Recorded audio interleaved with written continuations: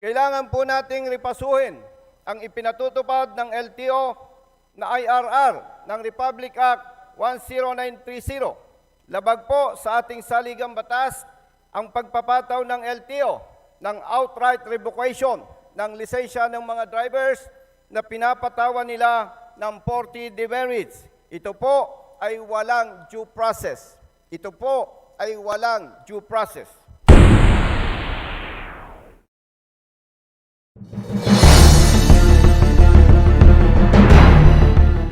Yo, what's up mga kabida? Welcome back sa ating channel. Binigyan din nga ni Congressman Bonifacio Busita ang batas na inilabas ng DOTR noong 2019 na IRR o Implementing Rules and Regulation sa kanyang privilege speech sa session ng House of Representatives. Dahil kasi sa IRR ay marami ang tinatanggalan ng LTO ng lisensya sa pagmamaneho upang magresulta sa maraming mga drivers na nawalan ng hanapbuhay at trabaho nang dahil lamang sa maling pagpapatupad ng batas. Ayon pa sa kanya na kailangan ng repasuhin ang ipinapatupad ng LTO na IRR ng Republic Act 10930 dahil wala naman daw sapat na batayan sa pagpataw ng doble-dobleng demeris sa bawat paglabag ng mga drivers o motorista. Narito ang kanyang mga naging pahayag. Ang ating paglilingkod ay makikita at mararamdaman ng taong bayan sa pamamagitan ng ating mga gawa at hindi lamang sa ating mga salita. Ang ipapahayag ko po ngayon ay nangangailangan ng agarang pansin at aksyon dahil marami na ang mga nabiktima dito at patuloy pang dumadami ang mga nabibiktima. Marami na po tayong mga batas, magaganda at talaga namang kahanga-hanga ang galing ng mga gumawa nito. Pero marami dito ang hindi na ipapatupad ng tama at nagdudulot ng perwisyo at pabigat sa buhay ng marami nating mga kapwa Pilipino.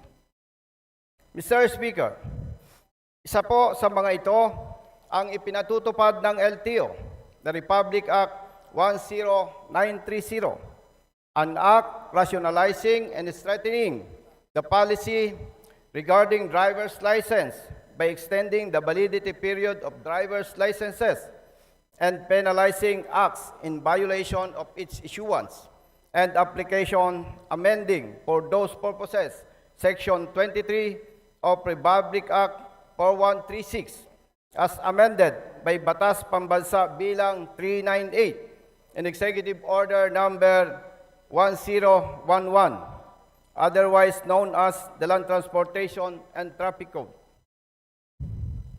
Mr. Speaker, maganda po ang layunin ng mga authors ng Republic Act 10930 at ito po ay ang mga sumusunod. Una, hangad nila na mabigyan ng 10 taong validity ng lisensya sa pagmamaneho ang mga drivers na hindi magkakaroon ng paglabag sa loob ng 5 taong validity ng kanilang naunang lisensya.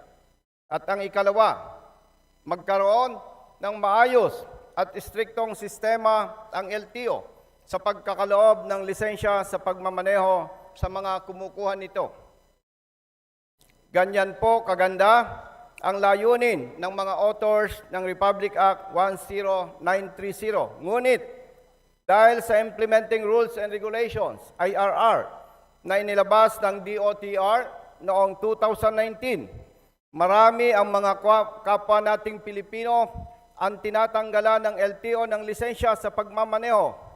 Resulta nito, marami na po ang mga truck drivers at mga bus drivers ang nawalan ng trabaho.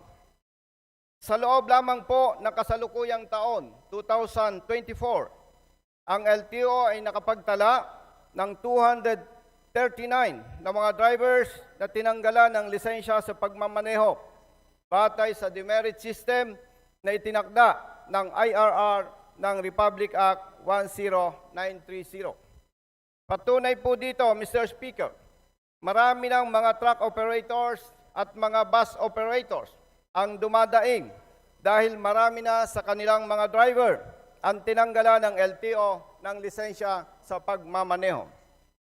Mr. Speaker, nirerespeto po natin ang ating mga kapwa public servants, pero hindi natin maaaring hayaan ang anumang mali na pagpapatupad ng batas.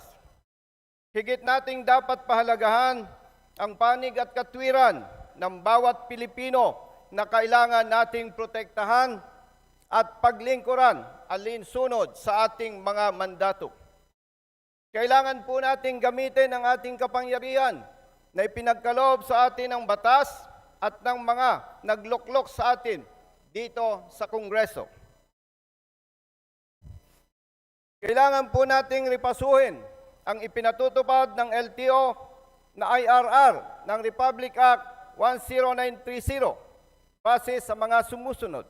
Una, walang batas na naguutos at walang sapat na batayan ang IRR ng Republic Act 10930 para magpataw ng dobleng demerits sa bawat paglabag ng mga drivers ng mga pampublikong sasakyan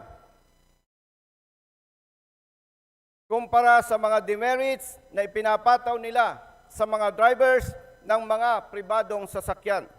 Ikalawa, labag po sa ating saligang batas ang pagpapataw ng LTO ng outright revocation ng lisensya ng mga drivers na pinapatawan nila ng 40 demerits. Ito po ay walang due process. Ito po ay walang due process. Ikatlo, sobra po ang parusa na ipinapataw ng LTO sa mga drivers na tinatanggalan nila ng lisensya sa pagmamaneho dahil sila po ay pinagmulta na ng LTO ng malalaking halaga sa bawat violation o paglabag na inakusa sa kanila. Ikaapat, Mr. Speaker, hindi lamang mga drivers na tinatanggalan ng LTO ng lisensya ang kanilang pinaparusahan. Pinaparusahan din po nila ang pamilya ng mga drivers na nawawalan ng hanap buhay dahil dito. Ikalima, napiperwisyo rin po ang mga trucking company at mga bus company na nawawalan ng mga drivers resulta ng ganitong pagpapatupad ng LTO. Ika-anim, Mr. Speaker, sisirain din ng ganitong pagpapatupad ng LTO ang ating ekonomiya kung patuloy ang pagdami ng mga truck drivers at mga bus drivers ang nawawalan ng lisensya sa pagmamaneho. Mr. Speaker, hindi po natin maaring kalimutan na malaki ang ambag ng mga truck drivers at mga bus drivers sa pag-usad ng ekonomiya sa ating bansa. Paulit-ulit at maraming beses na nating napatunayan na maraming kawani ng ating pamahalaan ang kulang ang kaalaman sa tamang pagpapatupad ng batas at mga ordinansa para sa mga motorista. Dahil dito, Mr. Speaker, marami sa ating mga kababayang motorista ang nahuhuli, napapatawan ng malalaking halaga ng multa at napapatawan ng patong-patong na demerits ng LTO kahit na sila po ay tunay na wala namang paglabag. Mr. Speaker, kaugnay po sa aking mga nabanggit, kami po sa One Rider Party List kasama si Honorable Congressman Rose Gutierrez ay nagsumite ng House Resolution number 2135, Resolution directing the Committee on Transportation to conduct an inquiry in aid of legislation on the propriety and reasonableness of the point system being implemented by the Land Transportation Office. Mr. Speaker, at sa ating mga kasama, maraming salamat po.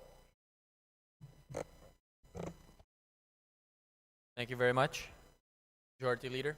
Mr. Speaker, I move that we refer the speech of the Honorable Bonifacio Busita to the Committee on Rules for its appropriate action. Is there any objection? Chair hears none. The privileged speech of the Honorable Bonifacio Busita is hereby referred to the Committee on Rules.